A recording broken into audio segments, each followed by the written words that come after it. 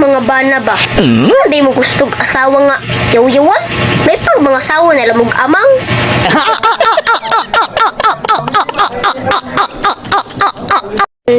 Mao na ni mo diha. Tungod sa kahilig ni mo mga pi, di na hinon kakabati og kilig. Sige na hinon kag kakulbaan. Hilig mo kay kag kape.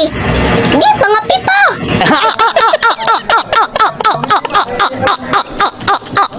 Dugay kay ka matulog. Unya, sayo kay ka mata. Unya, late kay ka mukaon.